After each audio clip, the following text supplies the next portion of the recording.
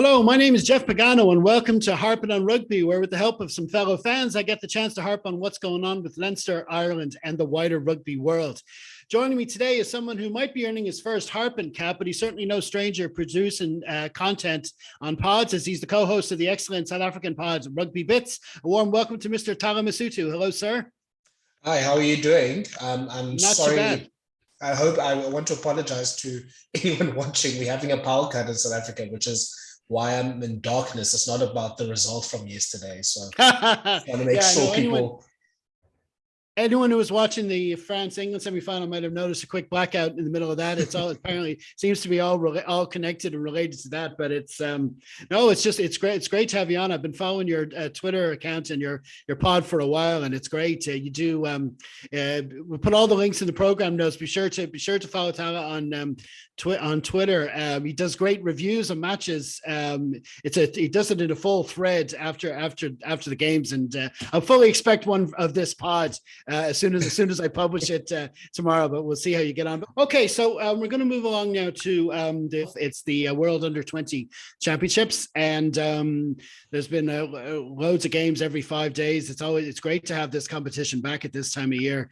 And just last Sunday we had the semifinals. And we had Ireland playing South Africa in the first one, and it was a fascinating contest overall. Obviously, Ireland came out on top in the end. But what was it like from your perspective? I think I think people sometimes forget that this is also just a learning opportunity for the future stars of international rugby, more so than it is like this big competition. But obviously, it's great to have a good under-20 crop, and obviously, South Africa had a tough road to get to the semi-final, and we just about beat Georgia, we lost to Italy, we beat Argentina, and I think that just shows that a few things. Number one, the big advantage that I think that the Northern Hemisphere has with the under 26 nations. I think it really prepares the players for that high level of rugby. They get cohesion, they can play with each other, they combine, and it does also give them an opportunity to play a level of rugby that puts them on the shop, not the shop window per se, but like that their senior teams can see, okay, you can handle that level of rugby, you can play in maybe URC game or the Premiership Cup or whatever the case is. And we don't have that resource in South Africa at the moment. We have a very quick under 19 and under 21 tournament. So there's not even an under 20 tournament. And and then the players are basically in camp for a few months. So those structural things need to be fixed. But I think the main thing is, and you can see clearly on Saturday, is that there's a big difference in quality, especially in the tight five. I don't think there's many times South Africans and Irish people would say this, but that Irish team was much bigger, much more physical than the South African team. To the point that, you saw that one clean out that's been shared around social media. I think it was the loose head, Paddy McCarthy, that they cleaned out our lock, Janus Potgieter, and he sent it flying. And, it's great in a way. I mean, not great if you're a South African fan, but it's great that the arms race of having the biggest and the strongest players is not just, that South Africa and maybe New Zealand has all the big players, that it's becoming more and more equal with, Ireland and France and England having big menacing packs and just their players being really well drilled and well coached as well. So I think in terms of the game, I was pleasantly surprised, but I was pleasantly surprised that South Africa, stayed in the game for as long as they did. But you saw from the Argentina game that at least the one thing that the team has is a lot of fight and, the ability to stay in a game. So I think they did their best.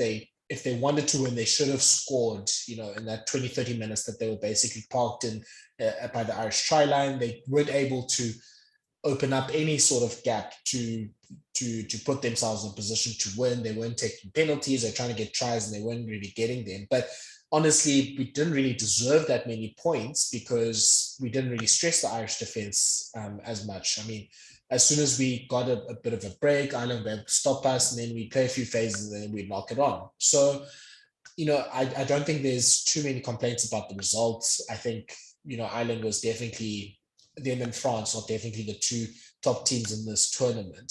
And I think it's really been impressive. Just it was somewhat impressive just seeing how much the Baby Box fought back from, the adversity that they faced in terms of the results, and seeing them put things together. And because, 60 minutes into the Argentina game, they were out of the top four, and they were able to get themselves back in there. And they gave themselves at least a decent account of themselves against clearly at least one of the best junior teams in the world. So yeah, I can only accept the result as it was on Saturday.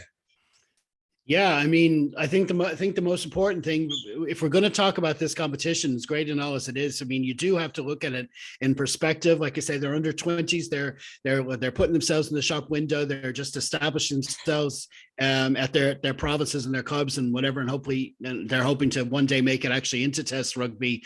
But also there's the fact that there are these tight 5-day turnarounds between these matches. It's a unique style of competition. The coaches, there is absolutely no way any player in any squad can play the entire 400 minutes of this tournament the way it's structured. So you do need to have a good squad. You need to handle your pool matches, and that has to be taken into account when it happens on the pitch. And it is a big advantage as well for the, like you say, the Six Nations to have had such an attritional competition earlier in the season where they've played together as a group as well, and they're used to playing together.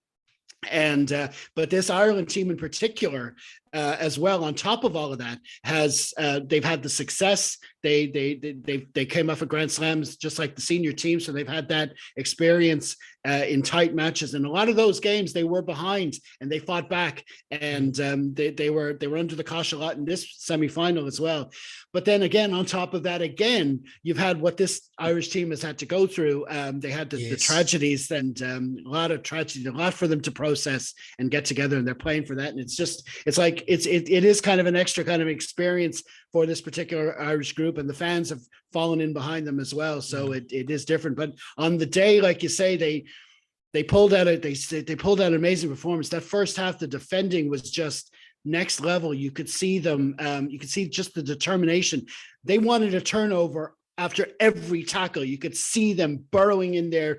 They were almost too eager at times. Like you say, that clear out was just immense. I expect to hear, I want to put a sound of bowling pins when he throws your man against him for that. It was just no, it was amazing. There was Sam Prendergast, the Irish out half, is shown himself to be very, he can be very composed. He hasn't had he didn't have the greatest start to the tournament, but he's grown into it, and he's got a control of what he wants to do, but he's got a great team around him. And then we've got this, like you say, the physically, like we've always said, and even in these under 20 tournaments, we've said, like, in particular, the South African back rows were always the big guys. And it just seems now we've got players coming through like Caelan Doris and a load of other players behind them. They're just big athletes that are perfect for the second rows, and we've got a lot of depth as well in those positions. That still seems to be coming through. Brian Gleeson and Ruan Quinn and all these players playing for us in the back row. So it's really good to see. Good scrum, good maul, like a lot of the basics around the park. It's amazing to see an Irish team, do well, and it's really a boost. And all the joking about Ireland not making a world semi-final. It's like now they've got a final to look forward to, and we almost don't know what to be doing with ourselves. Like what does one do to prepare for a world final? And all this stuff. But we're looking forward to it, and it should be good. And South Africa, every team still plays at every round, and you've got a game against England, and England have been doing well as this in this tournament as well. So it's a good experience for the whole squad all around, whatever happens. Yeah. No, look, I think this just being exposed to this level of competition, and hopefully, especially from a South African perspective, these are players that in the Irish context, you'll hopefully face in the URC in the next 5 to 10 years. And it's good to have that going. And from a South African experience, we've seen when we've had successful Junior World Cup teams, how that's influenced the senior team. And our most successful team 11 years ago now, when with Henry Pollard in it, and Jan Saffontein and Eben Etzebeth, they're now some of the backbone of what the team that won 2019. There's the team that's playing in the Springboks right now. So you need that junior level to come through and to have good wins. And that's what's been happening with Ireland and France the last few years. And you can see that translating to the senior team as well. I think the most impressive thing with Ireland as well is just they play almost exactly like the senior team plays, which is just absolutely great for development. And it's just so impressive just seeing how well coached that the players are and how good they are with the small technical aspects of the game. You know, they clear the rucks well. They're aggressive, and I mean, there has been a few incidents with the Irish players, them going a bit too high and everything, but you know, that's probably the dangers of youth, if anything. But they're very accurate in the rucks, considering how aggressive they are. They're really accurate with their passing game. They're able to pass in loads of traffic. They're able to execute different types of passes. Their kicking game has been great. I mean, Pendergrast was able to execute a lot of kick passes on Saturday as well. There were some good 50-22 attempts even. And yeah, I think we know about Sam Pendergrast. He's been someone that's been hyped on social media. So we had our eye on him, and he's definitely, you know, meeting expectations so far. I mean, it's, you know, you have, I think in the last few years, you've seen, you know, the Owen Farrells and the George Fords and the Bowden Barretts and the Andre Pollards, and when they come through in the Junior World Cup, and you can see from just how they play that, okay, this person is someone that can play Test rugby one day, and Pendergrast is definitely in that category. He'll definitely be a Test rugby player, you know, in the next few years. But the two players that really impressed me were the number 7 and the number 8, and how good they were. Brian Gleeson, who I'm surprised is only 19, was just an absolute tyrant and an absolute brute physically. And Ridden Quinn was also really just industrious and hardworking and doing a lot on the field as well. So yeah, I think that's great from their side. And yeah, I think the Baby Boks have a tough match against England. We saw how good they are against France. They obviously drew to Ireland as well. So I don't think we're really expecting a win. I think, again, if we can give a good account of ourselves, and yeah, I think the South Africans, maybe this generation of South Africans, will have to learn to play without being the biggest players on the field, and just learn how to manage that and how to find other ways of winning. But as I saw on Twitter after the game, a lot of people are saying that I think this will be the match that changes the selection game plan for South Africans, and we're just going to try to go as big as possible from now on. So I'm sure there'll be some, 2-meter, 120 kilogram players that we're going to be trying to unleash next year. So yeah, we're warning the world about that. But yeah, I think it's a good experience, and not too hopeful of anything of a positive result against England. But yeah, I think it's great just seeing how the likes of Lorenzo Julius have been playing well. He's been a hyped up youngster. I'm a big fan, and I think he'll go well with Katlego Letebele, the outside center. He's been good. I think the backline was generally good, and they showed good skill, and I can see a lot of them playing serious minutes in senior rugby. I think the loose forwards were pretty good, especially the captain Paul de Villiers. He was just getting turnover after turnover for the Baby Boks. It's just the tight five that wasn't maybe as good as tight fives have been in previous years. And yeah, that's just the crop that we have at the moment.